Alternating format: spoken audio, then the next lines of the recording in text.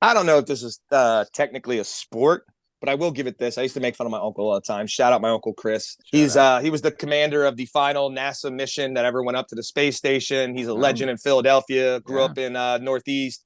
Went to Drexel and was the commander of the final shuttle in NASA. Big deal, right?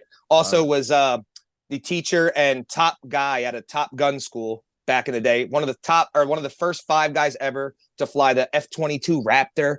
I mean, this guy, he's legit, right? Big door. He's legit, though. Like, I mean, I don't know if he could play pickleball, but he can fly the most advanced weapons the world's ever seen, right? And has the cojones to sit on a giant gas tank and get shot to who knows where. We'll just figure it out, and hopefully we land there, right? That's how I think they do it, but it's not. So the old Virgin guy, after seeing old, I don't know, the submarine from hell, said, let me capitalize on the rich people that are so bored with life, they just need to do shit to do shit. He's now pumping his commercial. I love how he says commercial. Like I could just slide into Philly International and be like, hey, I'm on the flight to the moon. He'd be like, yeah, no doubt. It's on runway 3. Make sure you hit your turnstile. You know what I mean? Like this isn't a commercial flight. Don't call it that. But he's offering new commercial flights to space. And as we were going over this and you know, being part of the I thought of the first story. I said Daytona Beach is very close to Cape Canaveral, and it is a spectacle. I've been down there for all 3 of his liftoffs. One was during the day, one was at night, or 2 at the day. The final shuttle ever was at night, which was incredible. It lit up the entire ocean with the flame. And this is a crazy part too. In the water, it's called the Banana River that goes right in front of Cape Canaveral. And this Banana River, everyone was like, yo, watch the water. You'll see what happens. The vibration is so intense from the rocket when it goes to lift off. Fish jump out of the water. Alligators run to land. It is insane what happens in the water. Probably from like, you know, they work off vibration, right? Yeah. Oh, yeah. So it's insane. So we see that, right? What do you think Meth Island thinks when one of these bad boys takes off? Is this the greatest day of their life? Do they think they're here for the space shuttle that's now coming down and they're the ones that are going to be taken with ET is going to accept us? I don't know why I didn't even care about the story anymore. All I could think about was the guys on Meth Island when they launched something from Cape Canaveral. How insanely awesome it must be to be on the 4th floor, the penthouse, penthouse, sure, of the welcome that treehouse, the welcome center. I would have to think it might be kind of like if it's vibrating that much, right? Like these guys are probably trying to hold the treehouse together. Because no one's an engineer. We saw their engineering skills. No one's a carpenter. No.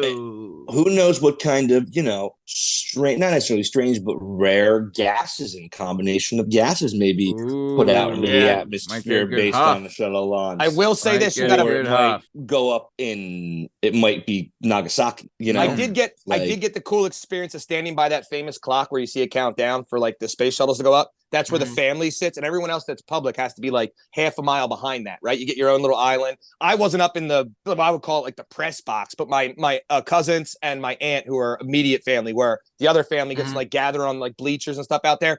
When it first hit and you hear the boom, huge gust of wind, and you might as well be a top fuel drag thing. All you smell is gas, and like, you know, people are like, oh, I'm like, it's my everyday job. I know it sucks, doesn't it? But whatever. But it's a intense experience. So for them to call it a commercial flight and now bring this out after these absolute dipshits who have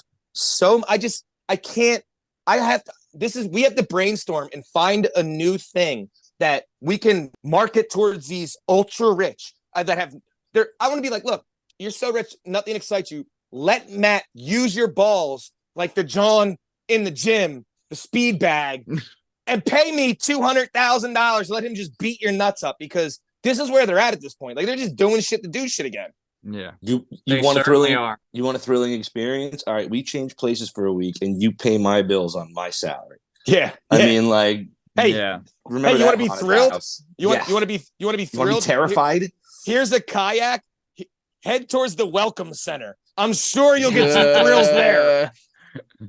Dude, I mean, honestly, man, I think you guys would agree. Eventually, like, there's going to be, you could take a cruise in space. You know what I mean? Yes. Like, that's coming.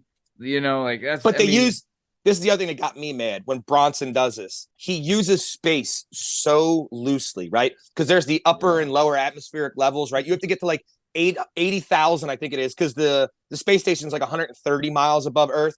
The actual to get to zero gravity is like 80. So those plane flights they're doing are only to like 60,000, and they just do that they hover up there for a couple minutes and come down. You're not truly leaving the atmosphere, because the big thing is when you leave the atmosphere, not as hard, it's the coming back in. I don't know if anybody ever remembers all those astronauts burning up because a little piece of insulation fell off. It is no joke. So it's not like there's no commercial flight, they call it. I can't get over that term. Commercial flight. First off, it's not space. Second off, I'm not picking that up in Newark. I'm not going to LaGuardia to get on the space shuttle. What are you talking about? Commercial flight? Do I have to check in my bag? They're like, that's a carry-on. Sorry, that's extra. I'm like, I'm going to die. Could you imagine being in Newark International and being like, now departing from Gate C, the spaceship, you know? You're like, I'd be walking by pointing Newark. at people like, that's my ticket. That's me. Yeah. That's me. All right. That was some good stuff, guys. Real good, Steve.